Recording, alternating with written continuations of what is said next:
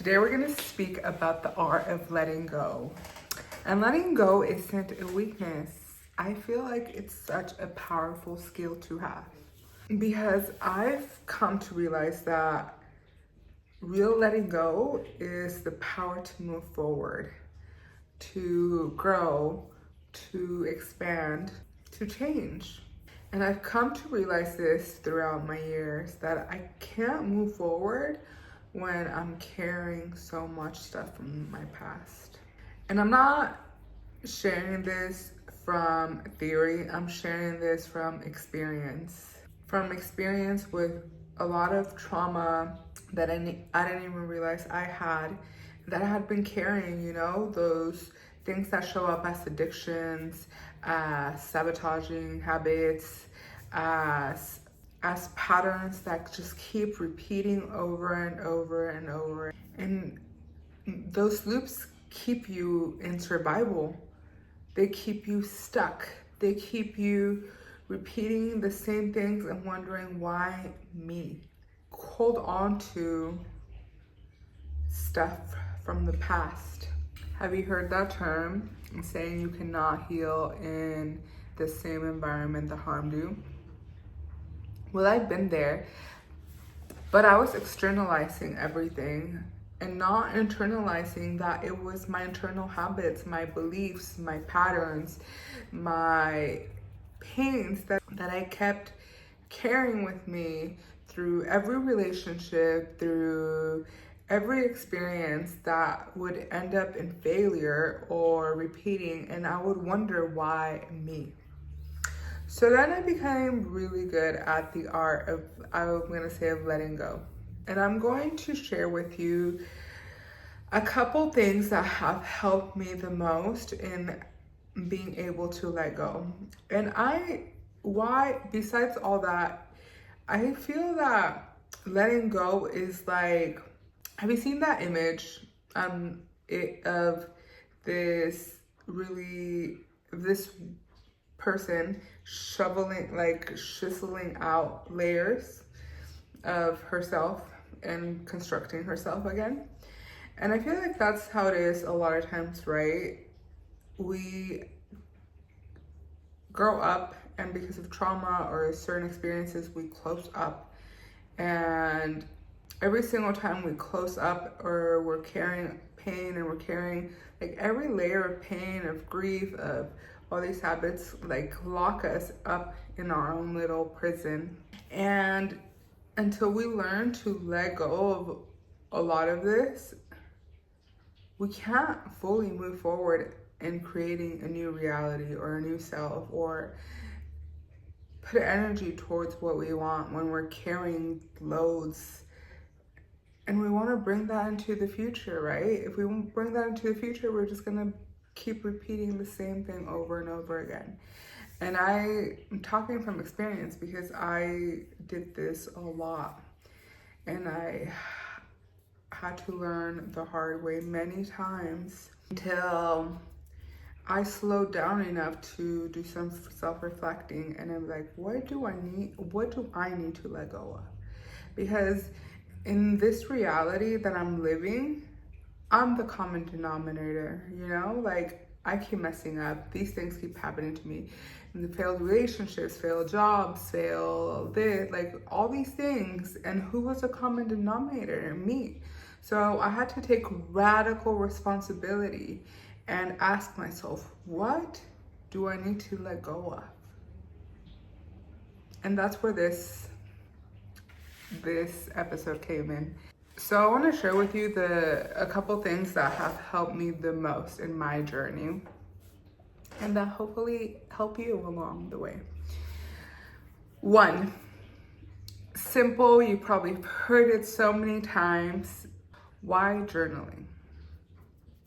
Because journaling allows us not only to let go, but in the moment that we write down and we get to witness our thoughts actually in paper and read it out loud, it reflects back to us, and it makes us understand things that we might have been missing when they were just random thoughts inside our head.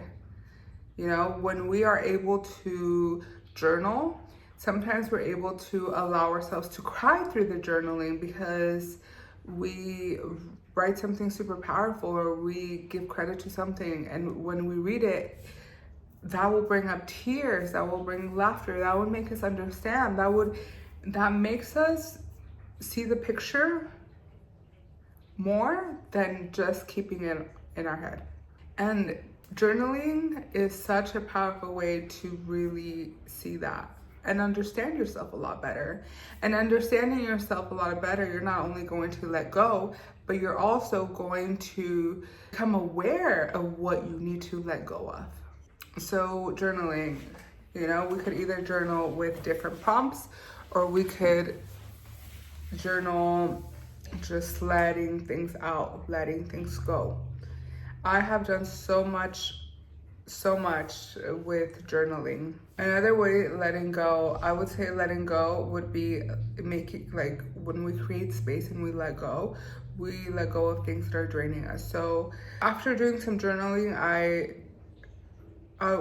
part of my journaling was like writing down everything that would drain my energy, like everything that I was doing that would make me feel bad or that would make me feel drained or that was not really giving to me, and writing it down made me understand and see where I needed to let go of. So that created space. When I wrote down all the lists, would that be people, that be habits, that would be patterns that I was repeating over and over again, that would be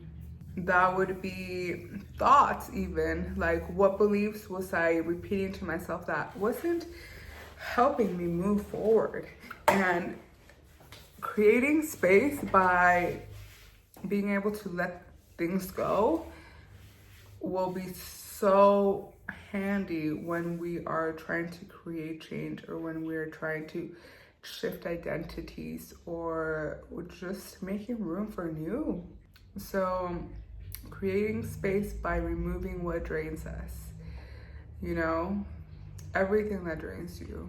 Take inventory, question yourself. This sometimes takes radical honesty because you will realize sometimes how much we are draining ourselves by the habits that we keep participating daily, you know, or the people that we hang out with that we give our time to, but those friendships are not really nourishing, you know, and you hang out with them out of loneliness is costing you more than not. So really take inventory. Another really powerful way that I let go, and this letting go was more somatically, was breath work.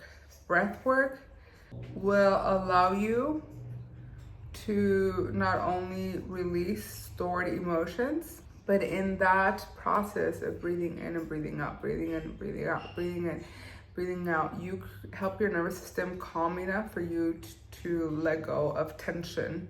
You know, like you open up with that. You let go internally, somatically, like this kind of work, this kind of letting go with breath work is more so for the body. All these things. Have you read the book, The Body Keeps the Score?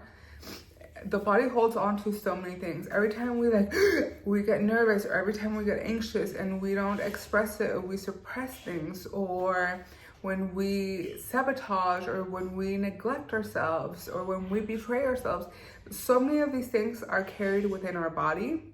And breath work is such a powerful way to regulate your body and make it feel safe enough for you to allow things to move through you. Not only like it somatically, but it is scientifically proven that it also helps you release toxins by doing breath work. So highly recommend another way of letting go that will benefit you and your body. One of the other practices that I have done that have really helped me along the way are water fast. Now, this is not for everybody, and I do recommend, if you do water fast, to be really well informed or get somebody that could teach you how to effectively do it, because it's not for everybody. But water fast, when we remove everything that we're ingesting, it allows for so much clarity to tap in. This is why even water fasting has been integrated for decades, for centuries, in religion, or in different religious practices, spiritual practices, because you literally get connected to God when you are able to water fast for such prolonged periods. You know, when you water fast and you remove all the having to eat, or what do I have to eat. When I water fast, I also remove all social media from it. Like, I social media fast too. And when I do this, so much clarity, so much creativity, like, I allow so much of that to come in. Like, when I do this, things just like, and sometimes in combination with breath work, I will have things just click, like, I didn't realize this before, I didn't do this. Like, there's so much clarity that comes with water fast, and there's a lot of benefits for the body too. But water fast for me has always been more for a spiritual reason, not just for the bodily, but the bodily is a plus too. But water fasting. And another way to let go that's simple, but energetically it could make a big difference, is decluttering. Go into your closet and let go of all the old clothes that don't belong to your new identity, that you haven't worn in so long. Declutter your space. When we are energetically holding on to so many belongings and so many things, that is a reflection of our inner selves, right? So declutter, clean your environment, let go of things that are not in alignment anymore, that you don't use, maybe that are broken. Something that I started doing is that everything that was ripped, that I hadn't worn in so long, letting go. Just, it's okay to let go. It's okay to declutter. We don't need to hold on to everything so much, especially if it's just interfering energetically. Because let me tell you something else with having too much clutter, too many things around you. It takes up so much of your energy. And how does it take up of your energy? Because if I'm gonna put this in, like, comparing it, somebody that lives very minimalist, you don't need to dedicate so much time into cleaning and organizing, and you know, because it could be done quickly, fast. When you have so many things, have you not seen how chaotic that could feel? Or you're always losing things, so it takes so much more longer to clean. It just takes more time and energy. Energetically, you're holding on to all these things. So sometimes when you want to let go, I invite you to let go of things in your environment. Do some deep cleaning, some decluttering, and that will allow for the new things to come in, for you to make room. So this is the art of letting go. There's so many different ways to let go and create space. So in my life, I realized that's one of my favorite practices to do, maybe like at the end of the new year, or a couple times a year, to do some of these practices to let go of the distractions, let go of the clutter, let go to allow for clarity, right? Because sometimes we just get into autopilot if you don't live in presence, that, you know, like, maybe what worked before, it's not working now. But if you just keep doing it out of repetition, it becomes more draining than nourishing. So in this art of letting go, these are some of my favorite practices. Let me know if you have tried any of these practices, or if you want support with any of these practices. Hope you received, and you do some letting go before the spring that's coming up in the near future. That way, when we arrive in the spring, we have so much room for all these new things that we are manifesting or that we want to attract and bring into our lives. And that can only arrive when we let go. That it is, we let go physically, mentally, spiritually, emotionally. What are you letting go of? Please write down in the comments if there's other practices that you do that are so powerful in letting go, because I would love to hear that and maybe integrate some of that onto me. Thank you for watching. Stay tuned.